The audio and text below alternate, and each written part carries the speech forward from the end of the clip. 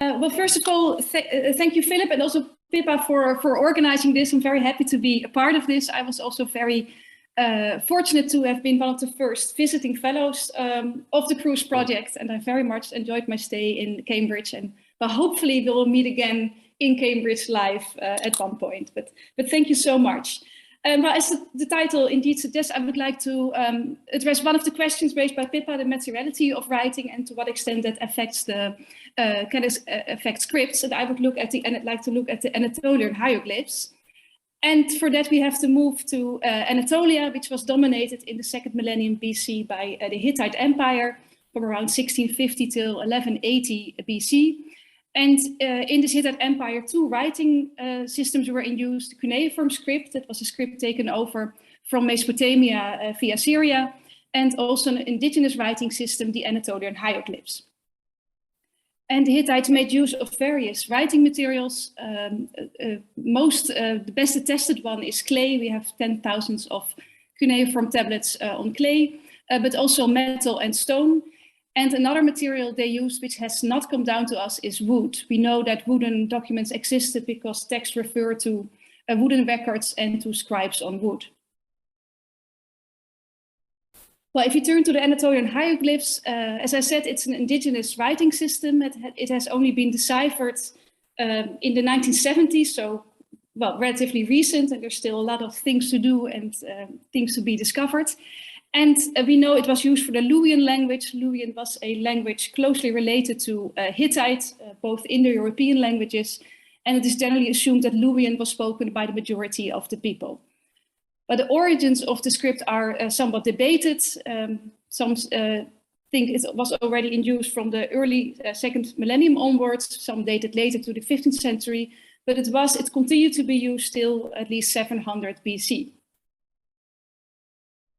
If you look at the corpus from the late Bronze Age, we have mainly seals and seal impressions that have come down to us, altogether about 5,000.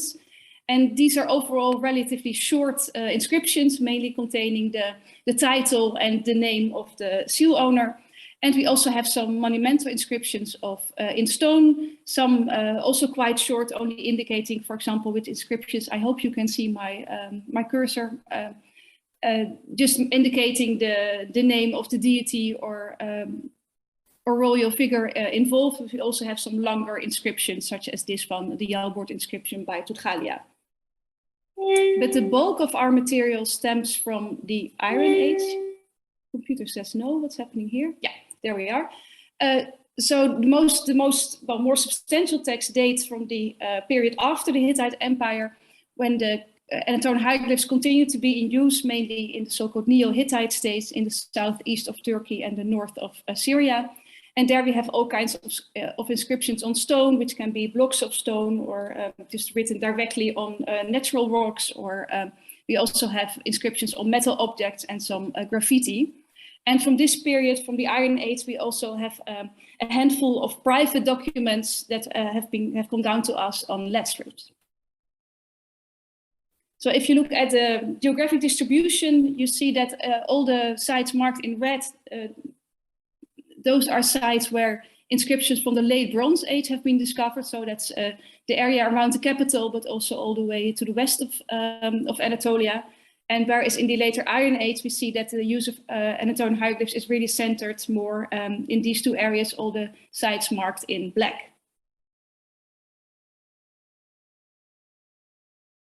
Well, as I already mentioned, the origins of this Anatolian hieroglyphic script are somewhat debated. We see the first signs appear on seals and sealings at the end of the 3rd, beginning of the 2nd millennium BC. And but there's some discussion as to the exact status of these signs. Are they just ornamental or symbolic, or are they already part of a writing system and are they to be read phonetically? The first real concrete evidence that we really know for certain that the hieroglyphs were used could be read phonetically is date to the 15th century BC. But there's also evidence, and quite recently it has been proposed by Poeto, that an inscription that dates to the Old Assyrian period, to the 18th century BC, that it is a name that is also has to be understood to have been written phonetically. And if his analysis is correct, that would mean that already in the 18th century BC, so at the beginning of the second millennium, the Anatolian hieroglyphs were already in use as a writing system. Well, and there are other indications that point to the fact that this writing system was in use already quite early and quite extensively, or more extensive than the sources may lead us to assume. Well, but that leads us to another complicated debate, namely the use and spread of these Anatolian hieroglyphs. And you can basically say that there are two main points of view. On the one hand, people who think that the Anatolian hieroglyphs were invented relatively late and were used quite restrictedly in the Hittite period, so only for rock inscriptions and seals, so basically the evidence that has come down to us, and that only in a much later stage they were also used for a private and economic text. And the wooden documents that are referred to in the Hittite text are assumed to have been written down with cuneiform, so wooden tablets filled with wax. On the other hand, there are people who think that actually the Anatolian hieroglyphs must be much older, and that they were already used more extensively on this material, wood. Well, and I belong to the latter category of scholars. And well, one of the indications that the Anatolian hieroglyphs were the script that was used on wood and not the cuneiform is the fact that the Hittites made a clear distinction between writing on wood and writing on clay. A different verb was used to refer to these activities, and also they made a difference between a scribe, a normal scribe writing on clay, and a scribe on wood writing on wooden documents. And this distinction really implies that there was a fundamental difference between these two activities. Well, another indication that the Anatolian hieroglyphs were not only written on stone and used for seal impressions is the sign forms themselves. As you can see, the hieroglyphs could be both incised in stone, or they could be in relief, so that the stone at the background was cut away. But as you can see, they're quite pictorial, the signs, and they also have very round shapes. And these typical round shapes, one would not expect if stone was really the primary and sole writing material. Then you would rather expect a development, and that the signs would become more abstract and angular, as you see, for example, in cuneiform, that also started out as a very pictorial writing system, but over time, because of the coarse material clay, you see that it becomes more angular and abstract. This is not the case for the Anatolian hieroglyphs, and we also see some signs have a cursive variant, and that leads to suggest that there was also a parallel writing tradition going on more softer, perishable materials. Well, and as I would like to argue today, maybe the layout of the signs could also be of interest in the debates for what kind of materials the Anatolian hieroglyphs were used.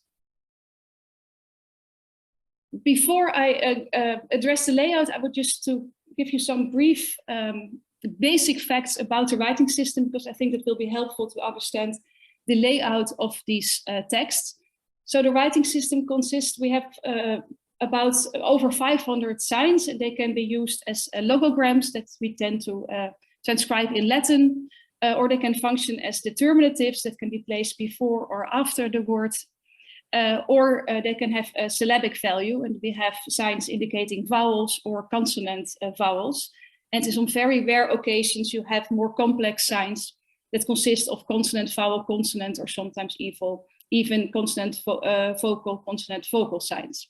And most of signs can have different function depending on the context. Well, a noun can be written in different ways. You can just write it with the logogram. For example, here you see castrum, fortress. It can just be indicated with a logogram. Sometimes you have a logogram and a phonetic complement, which you see here in the second example, castrum. Sa, the underlying Hittite word, is Garnisa.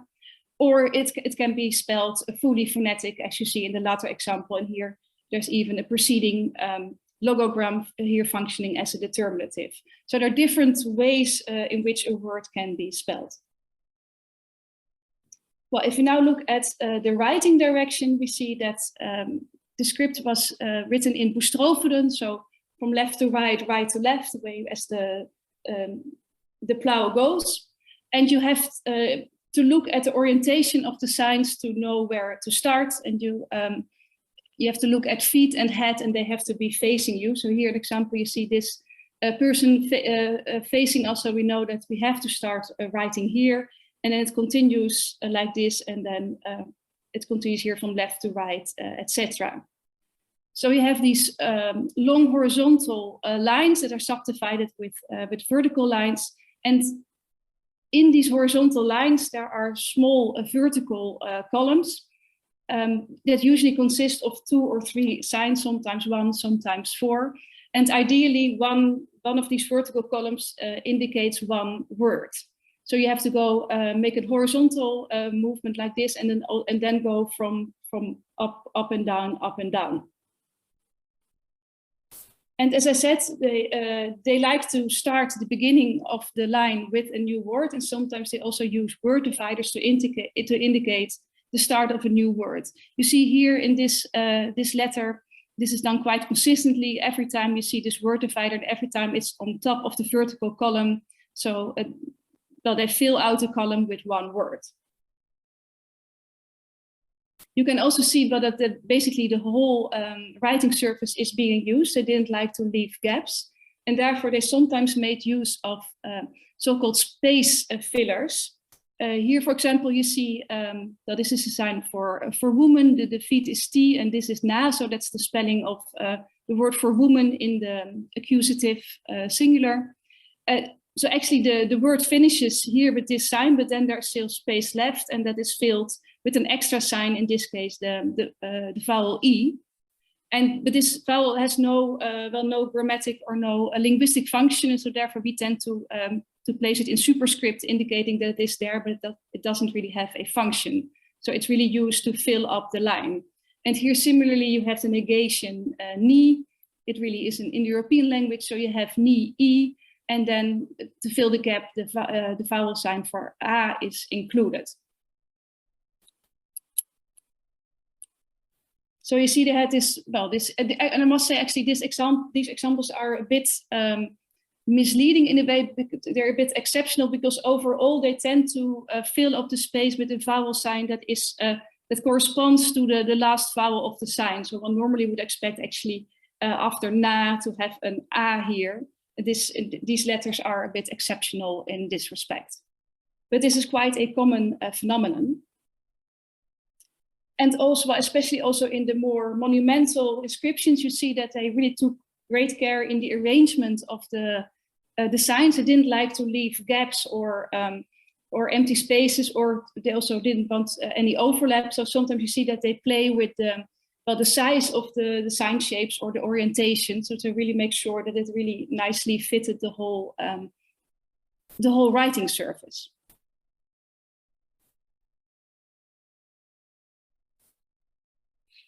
Well, in all the examples I've shown you, you clearly see that the basic layout, that they consist of these long horizontal strips that are subdivided in smaller columns consisting of 2 or 3 signs, and then they're done in boustrophedon. And this layout is, well, we find it everywhere, also in inscriptions that are placed on objects that are more vertically orientated, for example, these stelae, but here you see it's the same principle, that you have these horizontal lines subdivided into smaller vertical columns.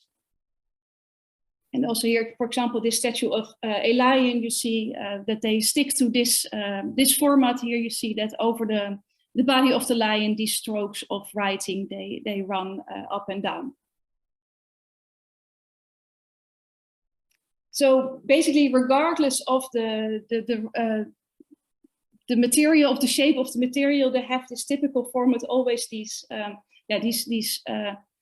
horizontal strips subdivided in these shorter vertical columns. And this is not self-evident, and we have some exceptions, and actually these exceptions are also interesting because they show us that, well, there are other ways to do it. This example is from Kurt Kuhn, and we see on the reverse, well, for us, familiar pattern. So again, the horizontal rulings and the vertical columns inside. But on the obverse of this stele, there's the figure of a storm god. And here you see that, well, there are no rulings, and this layout has been completely abandoned, and the signs are just more or less written all around the statue. And it seems here that the statue was deemed to be of primary importance, and that the signs were just added secondarily, and they didn't want to interfere with the statue. We also have examples where they just went right over the statue. For example, here you see, well, the head and the hands are spared, but for the rest you see that the inscription just ruthlessly continues over the body of this inscription.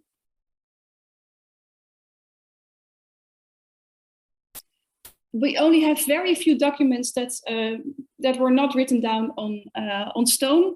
We do have this tablet from clay tablet from Nineveh with a hieroglyphic inscription, which is well, in a terrible state, so we cannot really make much out of it, but we can see again the same layout, and we can also see that the clay tablet is clearly horizontally orientated, and we see the same layout as we also see in the stone inscriptions.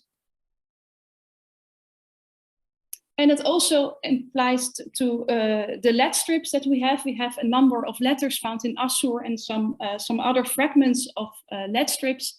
And here we see, well, the familiar pattern again. So the long horizontal lines with these vertical sub columns dividing them. So this is really a format that we see everywhere on every type of writing material. And this is actually quite interesting to think about, because it's not a very self-evident way of organizing a text.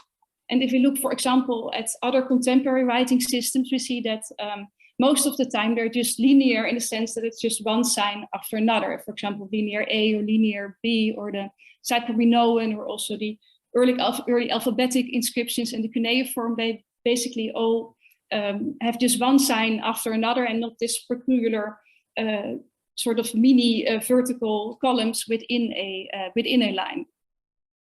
In a way, maybe the Egyptian hieroglyphs come closest. There they can be written either in horizontal or a vertical direction, and there we sometimes see two signs on top of each other. And I think, I think there are some Egyptologists in the audience. I'm sure they will correct me later on.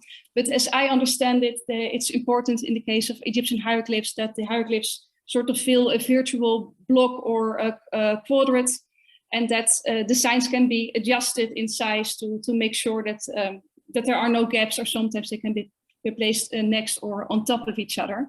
So there you also see that great care is taken in the arrangement of the signs, but and sometimes signs are placed on top of each other, but not in the way as we see with the Anatolian hieroglyphs.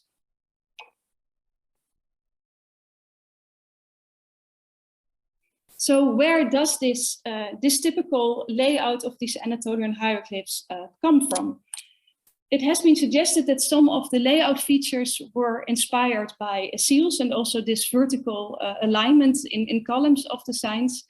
And though it is certainly true that in some seal impressions you see that some signs are placed on top of each other, you do not really see this very clear and rigid system in the Anatolian seals. And this mainly has to do with the fact that all Anatolian seals are round stem seals, and if you're filling a round surface, it's rather difficult to make very clear vertical columns. Though you do see that signs are sometimes on top of each other, we cannot really see a very clear division as we do see in the Anatolian hieroglyphic text of a longer size. This is quite different, for example, with the cylinder seals that were used for cuneiform, which have a very different shape. And there you can quite clearly see, for example, here this cuneiform inscription that is nicely organized in columns. But we do not see such a rigid pattern in the round seals of the Anatolians. So where then do we have to look for the answer of this layout of the Anatolian hieroglyphs? And then I would like to return to the elusive wooden tablets I already mentioned in the beginning. And when we think of wooden documents in the second millennium BC, usually people think of the wooden diptych that was found in a shipwreck near the coast of Uluburun in the south of Turkey. And but it's very fortunate that we have this tablet. As you can see, it consists of two wooden panels that were originally incised with or filled with wax, but the wax has not survived, and it could be closed down. The Uluburun shipwreck had quite an international cargo, and it's not really certain where this particular tablet stems from. It does have some intriguing signs that you can see right here. Well, they're definitely not Anatolian hieroglyphs. It has recently been suggested by Martin Dillo that it may actually represent Mycenaean numerals, which is a very intriguing suggestion. If he is correct, it might mean that this wooden diptych may stem from the Aegean. And it's also important to bear in mind, if you look at this tablet, that it's really actually quite small. It is about the size of a Samsung Galaxy Mini, actually even a bit smaller. So we're not really sure what the function was, but it may have been really a small personal notebook. But regardless of its provenance or function, though it's certainly possible, well, this very tablet shows that these kinds of documents were in use. It is not necessarily the only type of wooden documents that may have circulated in antiquity. Well, we do not have the wooden tablets from Anatolia of the second millennium themselves, so we have to look elsewhere for parallels. But for example, in Egypt, well, which has a drier and hotter climate and therefore wood has a better chance of surviving, we also have examples of wooden tablets that were not so much diptychs that were filled with wax and then inscribed, but where the wood was written directly on with ink. You see here two examples of school tablets. And from later periods, of course, we have the famous Vindolanda tablets from Roman times, and also the Bloomberg tablets from London, and these nice wooden tally sticks from Bactria. So you see there are many examples where wood was just inscribed on directly with ink. And you also see that these tablets tend to have a landscape horizontally oriented format. For example, we also have examples from inscribed wooden sticks from South Arabia of this nice palm rib from Yeben, if we not only include wood, but also other parts of trees, and of course the well-known palm leaf manuscripts. And one of the most well-known materials for writing is birch bark. That's a very suitable material for writing. So we have archives of birch bark documents from various regions and time periods. Usually, well, it normally doesn't survive, but sometimes the circumstances are exceptional, and we have some wonderful examples. Here, for example, we have documents from Novgorod, where an exciting discovery was made of this whole archive of birch bark documents that also completely changed the perspective of literacy in medieval Russia. Here an example from birch bark, nicely folded from the 5th century. A more recent example from Norway, and well, birch bark was also used for writing in the Northern America. So it's actually a very well-known writing material. And overall, it tends to have, it's usually, these birch bark documents tend to have the shape of strips. So there's these longer, elongated, horizontal strips. And this very much has to do with the way this kind of bark is harvested. As you see here, that you sort of more or less automatically have this format of strokes or strips of bark. Well, in Anatolia, we do not have evidence for birch, but we do have evidence for a lot of other trees, actually in the second millennium and also in the first millennium BC. Anatolia was a very thickly forested area where we have evidence for a lot of different types of trees, mainly oak. And it is very well possible that one of these writing materials, one of these woods was also used as a writing material, and then not necessarily, you don't have to think of a wooden diepticht that was filled with wax, but rather more this sort of, bark strips that were used for writing. And oak may actually be a good example. We also know that some of the Vindolanda tablets were made of oak. And quite recently, it has been shown that in the Neolithic site Çatalhöyük, actually the fibers they used for textiles were made out of the bark of oak. So we know that they use bark for all kinds of purposes. So I would therefore like to suggest the following scenario, that actually the primary writing material for these Anatolian hieroglyphs were wooden documents that were, but we cannot really be sure of the precise shape and the precise type of wood they used, but that they were these the smaller strokes of wood that they used, and that they basically formed the inspiration also for the layout and the shape of the of documents of other types of material that were also used for the Anatolian hieroglyphs. So the lead strips we see here, they were basically mimicking the same shape as these wooden documents. And then later onwards, also the layout of the much larger stone inscriptions basically goes back to this initial layout that was dictated by these wooden documents. Well, since these wooden documents have not survived, this scenario is speculative. I'm completely aware of that. But I do think that a close study of the layout and the arrangement of these texts can really contribute to our understanding of these Anatolian hieroglyphs, which are to some extent quite enigmatic to us. Thank you.